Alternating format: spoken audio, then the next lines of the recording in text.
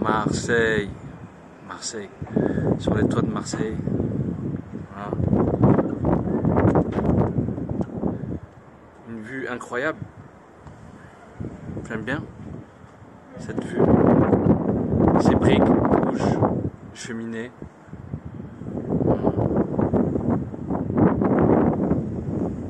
Marseille.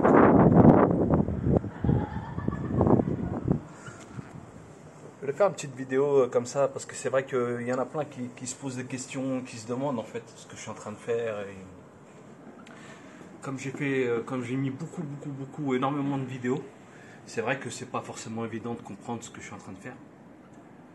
Il y a une stratégie en fait. Dans ma manière d'opérer, il y a vraiment une stratégie que j'ai conçue, que j'ai réfléchi au fur et à mesure des années. Et en même temps, je suis resté plus ou moins sur le socle en fait de ma première réflexion, ce qui m'a posé aussi quelques problèmes en fait. Finalement, puisque j'ai été obligé de diluer, de prendre beaucoup plus de temps pour réaliser ce que j'avais envie de faire au niveau des différents documentaires. Et en même temps, je me suis éloigné aussi beaucoup de tout ce que j'avais envie de faire au niveau du hip-hop, puisque je suis resté très longtemps dans les manifestations par rapport à l'Algérie, par rapport aux sans-abri, par rapport aux sans-papiers, par rapport sans-papiers. J'ai énormément d'archives sur toute une séquence où c'était incroyable en fait ce qui a pu se passer dans des manifestations sur Paris, mais dans toute la France, avec des différents collectifs sans papier, des différents arrondissements, Paris notamment, etc., où je me suis énormément investi. Pourquoi j'en parlerai au moment venu. Pour l'instant, c'est pas forcément d'actualité. Pour l'instant, ce que je fais, c'est que j'instrumentalise, comme beaucoup de personnes, tout ce qui est lié quand même au hip-hop pour me faire entendre, pour me faire connaître. Voilà. Et c'est vrai que c'est pas péjoratif quand je dis ça, hein. C'est stratégie, hein. Ça fait partie du business, ça fait partie d'une manière à un moment donné de réussir à se faire entendre. Donc aujourd'hui les gens ils sont friands, ils aiment l'art, ils aiment écouter de la musique, ils aiment voir les gens danser, les gens graffer, etc. Ce qui est mon cas moi aussi. Et en fait j'ai fait d'une pierre deux coups, c'est-à-dire j'ai été vers toutes ces personnes là que franchement j'apprécie beaucoup, hein. Que ce soit sur Paris ou en banlieue parisienne, ou à Lyon, ou à Lille, ou même à Marseille. Je kiffe, hein, j'ai un kiff à rencontrer ces personnes-là. D'ailleurs, c'est très difficile, hein. Vous pouvez pas imaginer, c'est très dur en fait, parce que faut toujours attendre, faut prendre les rendez-vous, faut téléphoner, faut passer par les réseaux sociaux, il y a des fois je me rends directement sur les lieux, en pure improvisation, je demande pas d'autorisation, etc. Ça met du temps en fonction des personnes. Il y en a qui veulent pas le jour même, il y en a qui veulent le lendemain, il y en a qui veulent quelques mois après, il y en a qui font durer, qui font durer. Je mets vraiment plusieurs mois avant de concrétiser, de réussir à les filmer. Vous pouvez pas imaginer, c'est pas possible, je pense, d'imaginer ce que j'ai enduré pour faire ce projet. Et des fois, il a fallu aussi que je sois malin, parfois discret, parfois je me suis planté aussi. C'est-à-dire qu'il y a certaines personnes que j'ai filmées que finalement, à la fin, je me suis dit, c'est pas forcément intéressant. Je parle pas forcément de ce que j'ai fait, c'est pas du produit en lui-même, parce que ça va, c'est plus au niveau de la relation que j'ai eue avec les personnes ou avec les groupes de personnes. Donc c'est vrai que c'est très difficile. Et c'est vrai que là, quelque part, mine de rien, depuis que je suis venu sur Marseille, je me suis ressourcé. J'ai retrouvé un petit peu cette émotion à l'ancienne qui m'animait à l'intérieur de moi. Là, avec un peu les quartiers nord, avec les artistes marseillais, j'ai revis quelque chose d'un peu neuf, d'un peu nouveau, qui me refait penser à ce que j'ai vécu quand j'ai commencé mes projets, en fait. À Meaux, dans 7700. Donc, et en même temps, c'est brutal, en même temps, c'est pas facile. J'ai quand même du mal à voir les artistes marseillais. J'y arrive, je finis par y arriver. Dieu merci. Et franchement, c'est une ville magique, c'est une ville magnifique. Et ce que vont m'expliquer les Marseillais au niveau de l'art du hip-hop, c'est vraiment différent de ce que j'ai pu retrouver en banlieue parisienne ou autre, quoi. C'est vraiment très différent. L'accent, pour moi, il a un charme fou. le vécu aussi. C'est une ville magique, c'est vraiment une ville magique, incroyable. C'est vraiment une autre planète, quoi. Moi, j'ai quand même un petit peu voyagé et plus ou moins. Et Marseille, j'ai l'impression vraiment d'être sur notre planète et qu'on parle français aussi. Donc c'est quand même aussi une chance, parce que ça permet vraiment de faciliter les choses et d'aller jusqu'au bout des choses. Et là, voilà, je vais terminer. Je ne vais pas non plus creuser jusqu'au fond du puits, en dessous du puits, et parce que c'est inépuisable. C'est ça la vérité. Mais je vais essayer de faire mon affaire pour associer ce projet que j'ai fait à Marseille au projet que j'ai fait à Paris, en banlieue parisienne. Les artistes marseillais, c'est des artistes que j'ai écoutés, que j'ai quand même pas mal écoutés.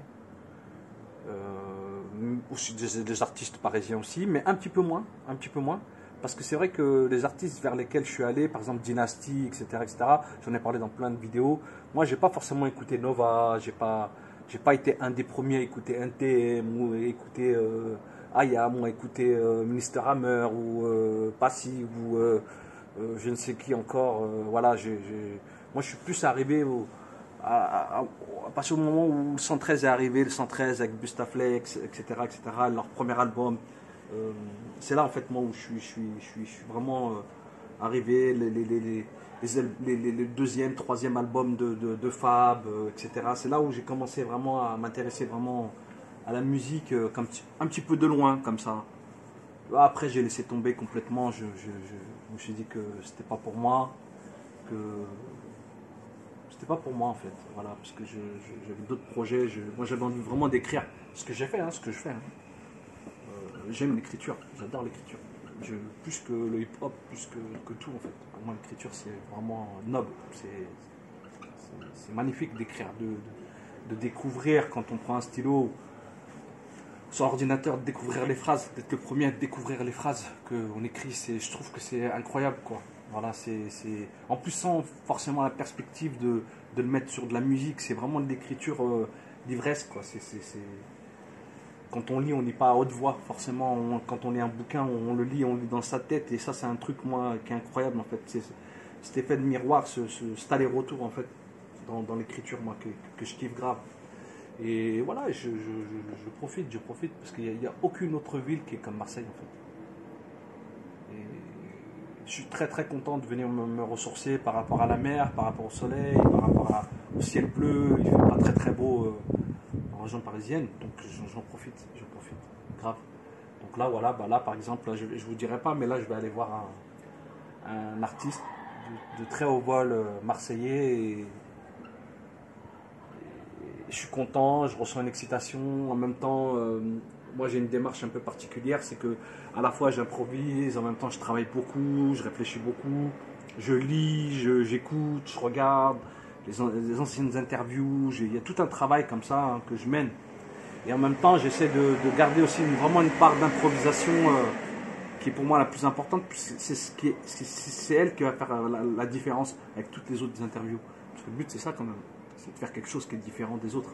Et moi, c'est vrai que j'ai envie de faire des archives en plus. Donc, c'est une démarche encore autre.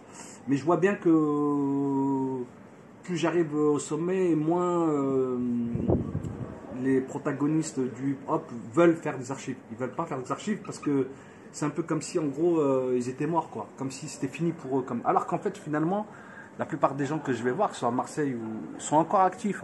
Sont parfois très actifs. Il y a un truc comme ça qui est en décalage par rapport à ce que j'ai fait autrefois, où j'ai vraiment pris un risque d'attendre et de mettre 10 ans après, j'ai mis les images.